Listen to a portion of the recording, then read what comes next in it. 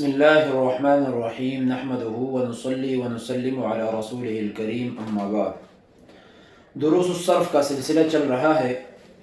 آج کے درس میں ہم ضرب مضارب والا قانون پڑھیں گے۔ یہ قانون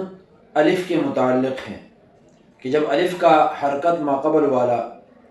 تبدیل ہو جائے تو اس الف کے ساتھ کیا کرنا ہے، کیونکہ الف سے پہلے تو ہمیشہ کے لیے زبر ہوتا ہے۔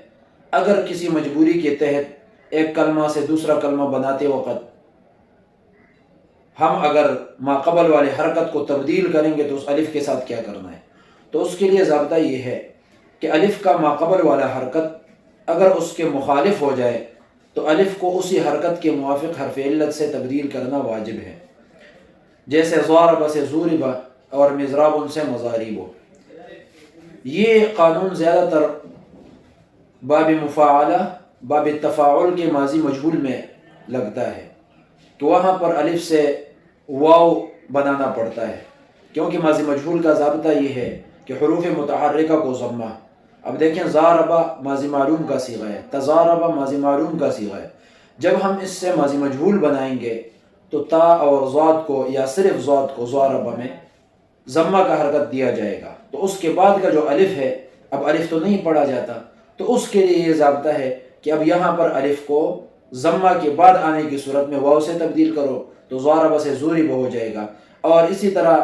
اگر الف کا ماقبل والا حرکت زیر ہو جائے، مثلا مضراب ہمارے پاس صیغہ ہے، اسی سے ہم جمع اقصا بناتے ہیں، تو پہلے دو حروف کو زبر، تیسری جگہ الف جمع اقصا